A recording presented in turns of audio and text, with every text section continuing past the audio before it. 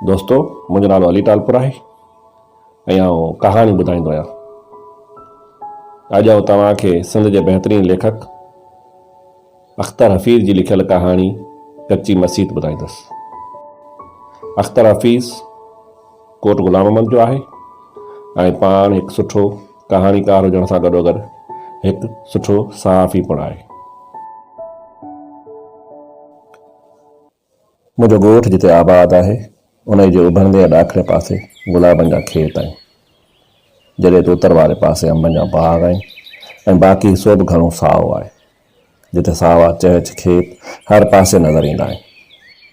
परियां खां जीअं ई माण्हू ॻोठ में घिरंदो आहे त ॼमूं जे वणनि जूं चोटियूं नज़र अचणु लॻंदियूं आहिनि। वहंदड़ शाखनि ऐं पाणी जे वहिकरनि वारे उन ॻोठ में असीं सभु गुलाबनि जे गुलनि जो चूंडो कंदा आहियूं।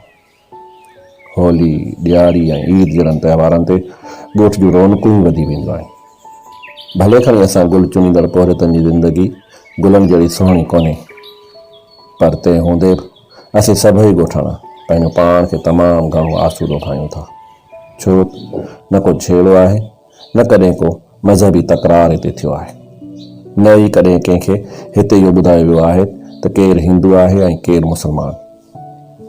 मुंहिंजो नानो बि मूंसां गुलाबनि जी बनियुनि में सुबुह सवेर ई गुलनि जो चूंडो करणु वणंदो आहे।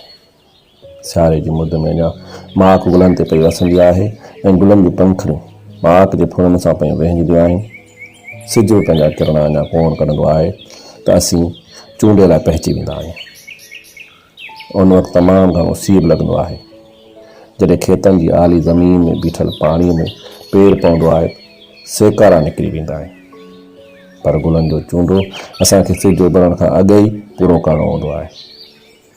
गुलनि खे पटींदे कई भेरा हथनि में कंडा बि लॻंदा आहिनि, फट बि थी पवंदा आहिनि, पर कंडनि बिना गुल त कोन थींदा आहिनि। नाना जे हथनि खे ॾिसंदो आहियां त हिन जे हथनि जी तिरनि खां वठी आङिरियुनि ताईं कंडनि जा ॾिनल एतिरा त फट आहिनि जो उहे हाणे काराठिजी विया आहिनि, जेके खेसि जवानी में चूंडो करण खां वठी हेसि ताईं थियनि पिया। पर कंहिं बि पोरियत जा हथ नाज़क त थी नथा सघनि, पोइ असांजा हथ कीअं नाज़क हूंदा। असीं जीअं ॿिन्हिनि में लहंदा आहियूं त हर पासे गुलाबनि जे गुलनि जी हुबकार हूंदी आहे। सवें टिड़ गुल भरीअ में विझण लाइ खेतनि में हलंदे हलंदे कॾहिं कपिड़ा कननि में फासंदा आहिनि त कॾहिं को कंडो बुत खे रोड़े छॾींदो आहे। भरी में भरियल गुलनि जी ताज़ी माक टंगनि सूदो जिस्म खे पुसाए छॾींदी आहे। पर उहे गुल ई असांजी रोज़ी आहिनि, उहे टिड़ण बंदि थी वञनि त असांजे पेट जी बुख कॾहिं बि न विसामे।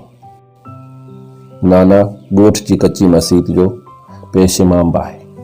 मसीत छा आहे, बसि हिकु महिराब वारी कोठी ऐं कुझु अङण वारो हिसो, जंहिंजी चौधारी नंढड़ी भित ॾियल आहे। अङण में पकियूं सुरूं ईअं बेतरतीब लॻल आहिनि ॼण के अङण में उछलाए मथां वज़न ॾेई छॾियो हुजे, जंहिंमें के दॿिजी वयूं त के वरी अञा ताईं ॿाहिरि निकितल आहिनि। वुज़ू करण लाइ के ॿ टे मिटी जा करा रखियल आहिनि। मथे मसीत जी छित बि पखनि जी ठहियल आहे, जंहिं ते गारो कयल आहे। छित में लॻल काठ वारी कुंड ते झिरकियुनि जा आखेरा बि ठहियल आहिनि। कॾहिं कॾहिं नाना सां मसीत वञणु थींदो आहे त आउं झिरकियुनि जी चूं ॿुधंदो आहियां ऐं उहे हेॾां होॾां उॾामदे बि नज़र ईंदियूं आहिनि। मसीत जी अङण वारी भित जे भरिसां ई थोरो मथे हिकु थलो ठहियल आहे, जंहिं ते बि नाना बांग ॾींदो आहे। पर को निमाज़ी अचे थो या नथो अचे, नाना खे को फ़र्क़ु नथो पवे। हू बांग ॾेई जमात वक़्तु निमाज़ पढ़णु लॻंदो आहे। को आयो त वाह वाह, न आयो त निमाज़ पढ़ी पाणे हलियो ईंदो आहे। इहा वीरान मसीत मूं नंढे हूंदे खां ईअं ई ॾिठी आहे, माठ बिल्कुलु सुकून वारी। ईअं ई ॻोठ खां थोरो परबरो हिकु मंदिर बि आहे, जंहिंमें राधा ऐं कृष्ण जूं मूर्तियूं रखियल आहिनि। ॻोठ जा हिंदू पंहिंजे त्योहारनि ते उॾाई वेंदा आहिनि, पर मूंखे इन ॻोठ में जंहिं माण्हू सभ खां वधीक मोहियो आहे उहा आहे काके धर्मशी जी धीउ रूपा।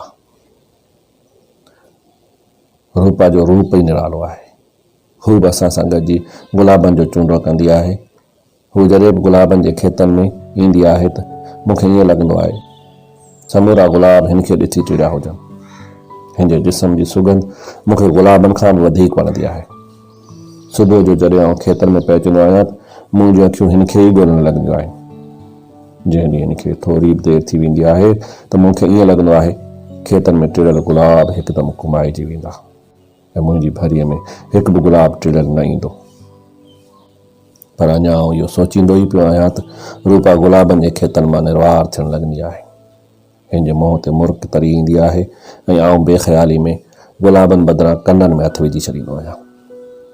जॾहिं को कंडो हथ में लॻंदो आहे त ख़बर पवंदी आहे त मुंहिंजा हथ गुलनि बदिरां कंडनि ते वञी पिया आहिनि। रूपा ऐं आउं हिननि खेतनि में हलंदे घुमंदे जवान थिया आहियूं। गजल भरियल अखियुनि, मुसाग वारनि चपनि ऐं चोटी कयल रूपा जो रूप मूंखे सदाई हिन ॾांहुं छिकींदो रहियो आहे। संदसि छातियुनि जे उभार खे हू सदाई रए सां ढके हलंदी आहे। पर जॾहिं बि असीं अकेला हूंदा आहियूं त को बि परदो न आहे रहंदो। कॾहिं कॾहिं हू मंदिर वेंदी आहे त मुंहिंजे लाइ प्रसाद बि खणी ईंदी आहे। पर मूंखे तॾहिं तमामु घणो मज़ो ईंदो आहे जॾहिं होली वारनि ॾींहंनि ते आउं हिन खे रंगनि में रंगे छॾींदो आहियां ऐं उन ॾींहुं सॼे ॻोठ में हर पासे रंग ई रंग हूंदा आहिनि। हवा में रंग, पाणी में रंग, माण्हुनि, कपिड़नि ऐं जिस्मनि ते रंग। रूपा होली जे रंगनि में सफ़ा इन लठ थी वेंदी आहे। तॾहिं असांजे विच में रुॻो रंग ई रंग ॻाल्हाईंदा आहिनि। असांजे ॻोठ में त ॻाल्हियूं बि घणियूं गुलाबनि जूं ई थींदियूं आहिनि। केतिरो फसल कहिड़े साल लथो, रोज़ केतिरियूं टोकरियूं गुलाबनि जूं शहर ॾांहुं वयूं, गुलाबनि जूं कहिड़ियूं जिन्सूं हाणे वधीक सुठियूं थियूं थियनि ऐं केतिरी कमाई गुलाबनि में हाणे थिए पई। गुलाबनि जे खेतनि जी कमाई एतिरी त न आहे जो असीं अमीर थी सघूं, पर एतिरी ज़रूरु आहे जो असीं चङी मानी खाई सघूं। नंढे हूंदे मूंखे नानी हिकु आदत विझी छॾी हुई त हू रोज़ु राति जो सुम्हण खां अॻु मूंखे आखाणियूं ॿुधाईंदी हुई। जिननि, परियनि, जादूगरनि ऐं देवनि जूं आखाणियूं, जंहिंजो तसवुरु ईंदे ई नंढे हूंदे ई मुंहिंजा लिंग कांडारजी वेंदा हुआ। पर जवान थियण खां पोइ बि आउं अञा ताईं नानी खां कॾहिं कॾहिं आखाणियूं ॿुधण जो अंगल कंदो आहियां। नानी चवंदी आहे, अबा हाणे त अची जवान थियो आहीं तॾहिं बि। पर मुंहिंजो जवाबु इहो ई हूंदो आहे त नानी भले जवान हुजां पर तुंहिंजे लाइ कॾहिं बि वॾो न थींदसि। इहा ॻाल्हि ॿुधी नानी जे मुख ते मुर्क तरी ईंदी आहे ऐं हू वरी का न का आखाणी ज़रूरु ॿुधाईंदी आहे। हिकिड़ी नाना खे शहर कम सांगे वञिणो हो ऐं रूपा जो पीउ काको धर्मशी बि सुबुह जो गुलनि जी चूंडे ते न आयो हो। उन ॾींहुं रुॻो रूपा ई आई हुई। तॾहिं असां ॿिन्ही गुलनि जो चूडो घटि कयो हो। आउं ऐं रूपा गुलनि जे खेत में कुंड झले वेही रहिया हुआसीं। हू उन ॾींहुं मुंहिंजे भाकरनि में हुई। आउं घणी देरि ताईं हिन जे चहिरे खे तकींदो रहियो हुअसि। हू उन ॾींहुं नई मुखड़ी वांगुरु टिड़ी हुई। मुंहिंजे चपनि कंहिं भौर वांगुरु हिन जे चपनि जे गुलाबनि खे कई भेरा चुमियो हो। उन ॾींहुं घणी देरि ताईं मूं संदसि बदन जो वास वरितो हो ऐं ईअं लुछी रही हुई ॼण हिन जे अंग अंग में बाहि जो मच ॿरी रहियो हुजे। पोइ असीं घणो करे ईअं ई मिलण लॻासीं। हिकु पासे ॿूटनि में गुलाब पिया टिड़ंदा हुआ, ॿिए पासे असांजे प्यार जा गुलाब पिया महकंदा हुआ। हिकु ॾींहुं निमा शाम जो जॾहिं नाना मसीत खां घर मोटियो त हिन मुंहिंजे बाबा सां अची हिकु ॻाल्हि कई। सलीम पुटु, हिकु ॻाल्हि करणी आहे तोसां। आहे त सॼे ॻोठ लाइ, पर मूं सोचियो पहिरीं तोखे ॿुधायां, नाना चयो। आउं संदसि भरजले वेठसि। अॼु मसीत में निमाज़ पढ़ण लॻसि त के उपरा माण्हू मसीत में ॾिठमि। हुया त परदेसी ऐं निमाज़ में मूंसां जमायत बि कयाऊं, पर जॾहिं निमाज़ पूरी थी त चयाऊं उहे तबलीग ते निकिता आहिनि ऐं हिन ॻोठ में बि अलाह जे नाले ते तबलीग करणु चाहिनि था। काका, पोइ तो छा चयो? मुंहिंजे बाबा पुछियो। मूं त चयो, जी बिस्मिल्लाह, मसीत आबाद थिए, पोइ भले केर बि करे, जेकॾहिं उहे अची कंदा त भली कनि, हुए बि मुसाफ़िर आहिनि, पाण वटि त ॻोठ में का वॾी जमायत थिए कोन थी। नाना वराणियो। इहो त ठीकु आहे काका, पर धारिया माण्हू आहिनि ऐं असांजे ॻोठ में सभु पंहिंजा पाण में आहिनि। हिते कंहिं में को बि फ़र्क़ु कोन्हे।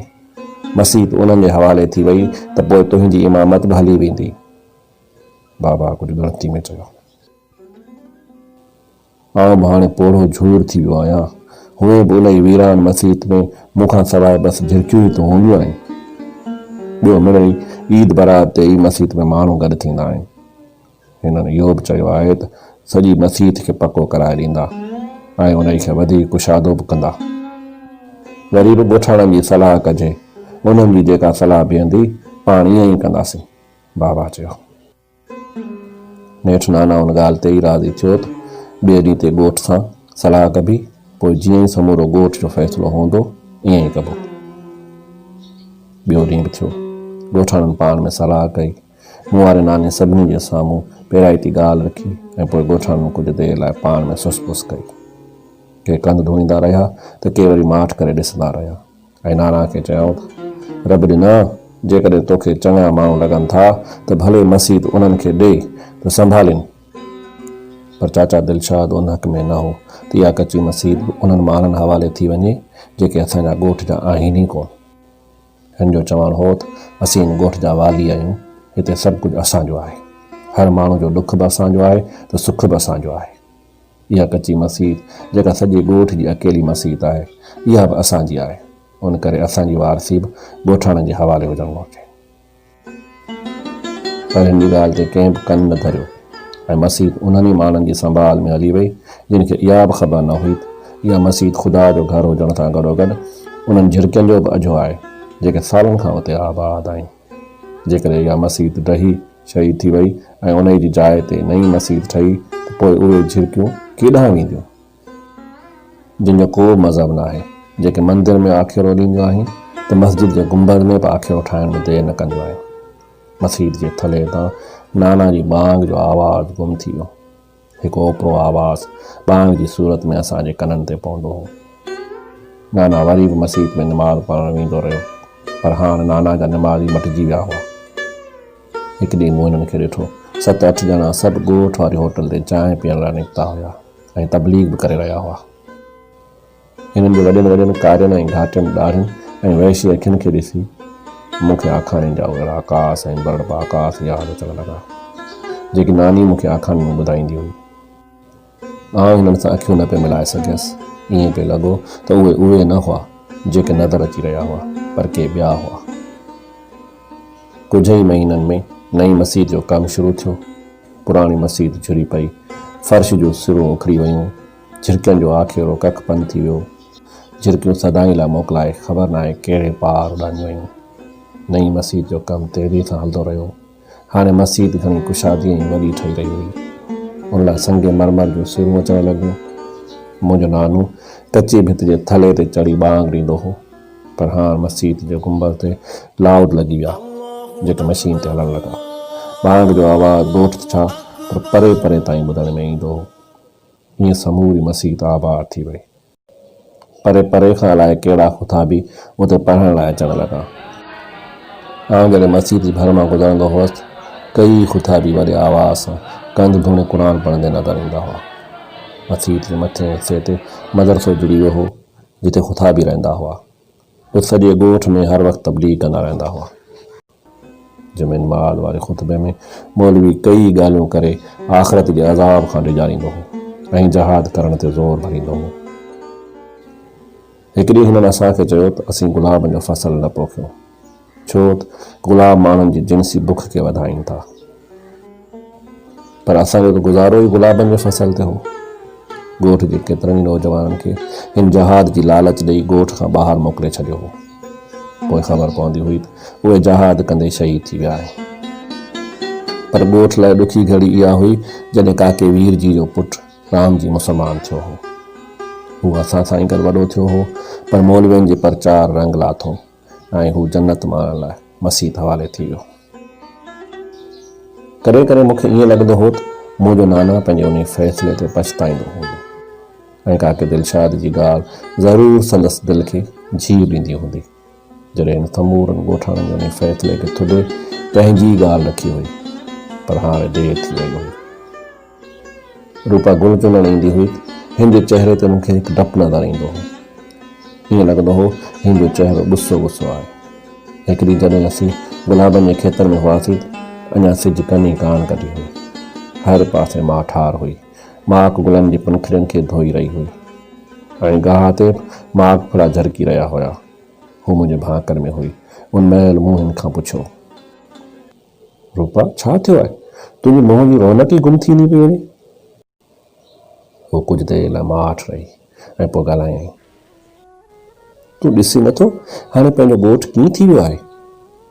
केतिरा धारिया माण्हू हिते अची विया आहिनि। मसीत छा पकी थी, सॼो ॻोठु ई मटिजी वियो आहे। असां त कॾहिं मसीत खे लेखे में ई न आंदो हो। मूंखे लॻंदो आहे त हाणे ॻोठाणनि लाइ आउं बि ओपरी थी वई आहियां। जेकी छोकिरा गुलनि जो चूंडो कंदा हुआ उहे हाणे मूंखे ईअं ॾिसंदा आहिनि ॼण कचो खाई वेंदा। रूपा जे अखियुनि में डपु लही आयो हो। हिन मूंखे पान न छिके भाकर में अञा बि ज़ोर सां भकुड़े वरितो हो। तूं डिॼी छो थी? आउं आहियां न तोसां। इहे असांखे कुझु कोन कंदा। केर बि तोखे कुझु नथो करे सघे। ऐं तूं ॾिसजांइ हिकु ॾींहुं इहे सभु धारिया माण्हू हितां हलिया वेंदा। मूं संदसि चहिरो खाॾी खां हथ सां मथे कंदे चयो, तो ॾिठो कोन काके रामजी जो छोकिरो मुस्लमान थी वियो आहे। सभई छोकिरा ॻोठ मां निकिरंदा वञनि। किथे ईअं न थिए जो हिकु ॾींहुं तूं बि ॻोठां हलियो वञी। हिन जी अखियुनि में माखपुरनि जहिड़ा लुड़क तरी आया ऐं संदसि दिलि लुड़कनि जी लारनि सां पुसी विया। ईअं कोन थींदो। मुंहिंजो त तोसां ऐं हिननि गुलाबनि जे खेतनि सां अहिड़ो संग आहे जेको केरु छीनी नथो सघे। आउं हिन ॻोठ खे छॾे केॾांहुं बि कोन वेंदसि। मूं हिन खे भाकनि में ज़ोर सां भरियो ऐं संदसि लुड़को घण लॻसि। ॻोठ में घणो कुझु मटिजी रहियो हो। ईअं लॻी रहियो हो त मसीत संभालींदड़ हमरा असांजा मालिक ऐं असीं संदनि ग़ुलाम थी विया आहियूं। हिननि जेकी चाहियो पिए उहो ई थी रहियो हो। असांजे ॻोठ जा नंढड़ा ॿार जेकी कॾहिं गुलाबनि जे खेतनि में पोपट धरींदा हुआ उहे मदरसे में क़ैद थी विया हुआ। हिननि जी तबलीग रुगो असां ते न हुई पर उन्हनि समूरनि माण्हुनि ते बि हुई जेके गैर मुस्लमान हुआ। असांजे नाना असांखे कॾहिं न ॿुधायो हो त हिते कहिड़ो मुस्लमान आहे ऐं कहिड़ो हिंदू आहे। पर हिननि अची असांखे इहो फ़र्क़ु यादि ॾियारियो ऐं इहो चयो त हिननि खां असीं परे रहूं। उहे दीन लाइ ख़तरो आहे। पर उहे कहिड़े दीन जी ॻाल्हि करे रहिया हुआ जंहिंमें इंसान खे मारणु जाइज़ हो, जंहिंमें जन्नत माण्हुनि जो रस्तो इंसान जो रतु वाहण खां पोइ थी मिलियो। हिकिड़ी रूपा मूंखे नियापो करायो त हू मूंसां शाम धारे मिलणु थी चाहे। आउं हिन सां गुलाबनि जे ई खेत में मिलणु वियसि। कहिड़ी ॻाल्हि आहे, तूं एॾी परेशान लॻी रही आहीं जो मूंखे नियापो करे घुरायो अथई? पाण त रोज़ मिलंदा आहियूं। मूं पुछियो। असीं हाणे हिते न रहंदा हुआसीं। हितां लॾे पिया वञो, रूपा चयो। इहो छा पई चवीं? अहिड़ो छा थियो आहे जो तूं अहिड़ियूं ॻाल्हियूं पई करीं? तूं त पाण ई चवंदी हुएं त किथे आउं न तोखे छॾे वञा, पर हाणे त तूं पाण मूंखे छॾण जूं ॻाल्हियूं करे रही आहीं। मूं परेशान थींदे चयो। तोखे ख़बर न आहे त तबलीग वारा कल्ह शाम बाबा वटि आया हुआ ऐं उन्हनि खेसि चयो त धर्म मटाए। उन रुगो असांजे घर अची फेरो न हयो हो पर ॿियनि बि केतिरनि ई घरनि में विया ऐं धमकियूं ॾेई विया आहिनि त ईअं न कयो त ख़ैरु न हूंदो। बाबा चयो आहे हाणे असीं हिते कोन रहंदासीं। आउं परेशान थी वियुसि। हीउ छा थी रहियो आहे? रूपा जंहिंसां मूं नंढपण गुज़ारियो ऐं जवानी में हिन जे जिस्म जो वास वरितो उहा हाणे मूंखे कीअं थी छॾे सघे? पर तूं ईअं कीअं थी करे सघी? आउं तोखे न वञणु ॾींदसि। आउं नाना सां ॻाल्हाईंदसि, ॻोठाणनि सां ॻाल्हाईंदसि, सभु ठीकु थी वेंदो। मूंखे साथ ॾींदे चयो। कुझु ठीकु न थींदो। ॻोठाणा सभु ॾिनल आहिनि। ही सभु ॾाढा माण्हू आहिनि। हाणे ज़िंदगी गुलाबनि जो खेत न पर बारूद जो बू थी वई आहे। तूं उन्हनि सां नथो विढ़ी सघीं। रूपा मायूस हुई। हिन जे अखियुनि में निराशाई खे मूं पसे वरितो हो।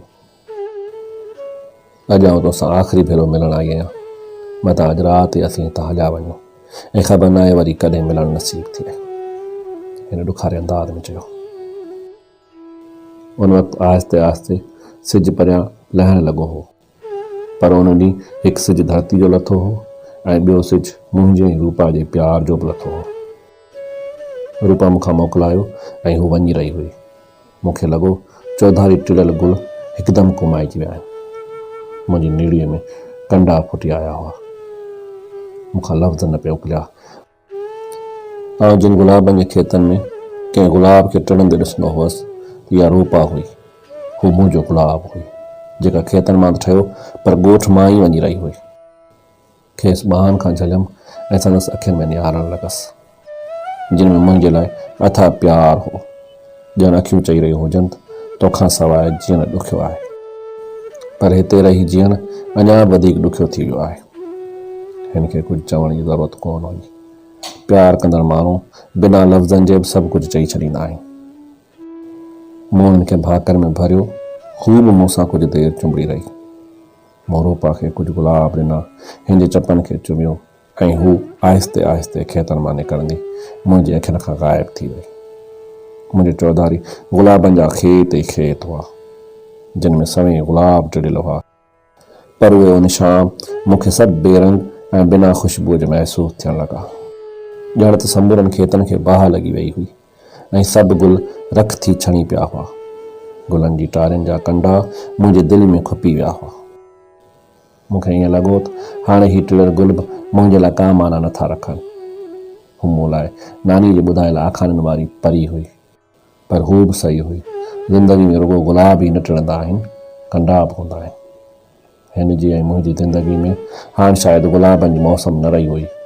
हू पंहिंजो सिर बचाइण लाइ ॻोठ मां वञी रही हुई।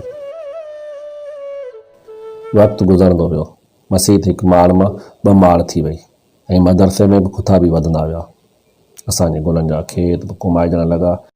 शायदि गुल बि उन्हनि ॾाढ़ियुनि वारनि खां ॾिजी विया हुआ, जो हाणे ईअं न थे टिड़िया जीअं अॻु टिड़ंदा हुआ। कॾहिं कॾहिं त ईअं बि थींदो हो जो समूरा खुथा बि पंहिंजनि पंहिंजनि घरनि ॾांहुं मोटी वेंदा हुआ ऐं मसीत में कुझु ई माण्हू हूंदा हुआ। पर हाणे न खेतनि में एतिरा गुल हुया, न ई उन्हनि जो चूंडो करण वारा पोरियत हुया। गुल चुनींदड़ हथनि बंदूक झले वरिती हुई। हिकु ॾींहुं शाम जो जॾहिं सभई ॻोठाणा पंहिंजनि पंहिंजनि घरनि ॾांहुं मोटिया ऐं राति थींदे ई सुम्हण जी तयारी करणु लॻा त ओचितो हिकु एॾो त ज़ोरदार धमाको थियो जो समूरो ॻोठु धुली वियो। कननि जा पर्दा ॼण त फाटी थी विया। निंड में सुतल समूरा माण्हू सुजाॻ थी विया। हर पासे ख़ौफ़ छाइजी वियो त एॾो ज़ोरदार धमाको कीअं थियो आहे, ऐं बारूद जी बू हवा में हर पासे खां वासो करे वई। सभु ॻोठाणा पंहिंजे घरनि मां निकिरी आया। छा ॾिसूं त मसीत ढही भंजू थी पई आहे। किथे बात किथे धूं हो। मसीत जूं भितियूं भुरी पयूं हुयूं। मथी मार पट ते अची पई हुई ऐं मसीत में मौजूदु माण्हू दॿिजी विया हुआ। असीं सभु ॻोठाणा वाइड़ा थी हिक ॿिए खे ॾिसंदा रहियासीं ऐं भंजू हटाए हेठि दॿियल माण्हुनि खे कढण लाइ अॻियां वधियासीं, पर तमामु ॾुखियो हो। एॾी वॾी इमारत जे पथरनि खे हटाए लाशनि खे कढणु, इहा सॼी राति असां मसीत जी चौधारी गुज़ारी। ॿिए ॾींहं ते जीअं ई उन वाक़े जी ख़बर तर में पखड़ी पुलिस ऐं इमदाद कंदड़ पइजी विया। भंजू हटाइण वक़्तु उतां हथियार ऐं ॿियो बारूदी सामान निकितो हो। ॿुधण में आयो त मसीत में ओचितो बम फाटी पियो हो। हाणे ॻोठाणे खे ख़बर पइजी चुकी हुई त हिननि असल में बारूद ऐं बम गोला ठाहिण लाइ मसीत जी शिकिल में हिकु ठिकाणो ठाहियो हो। अॼु बि जॾहिं आउं गुलाबनि जो चूंडो करण लाइ उतां गुज़रंदो आहियां त उन ई जाइ ते टुटल सिरूं ऐं टिड़ पखड़ थियल पत्थर नज़र अचनि था। ऐं आउं उन्हनि ई झिरकियुनि जे बारे में सोचींदो आहियां जिन जो घर उहा कची मसीत हुई, जितां कंहिं ज़माने में मुंहिंजे नाना जी बांग जो आवाज़ु ईंदो हो। बस दोस्तों, इहा हुई अॼु जी कहाणी, जेका उमेद आहे तव्हांखे ज़रूरु पसंदि आई हूंदी।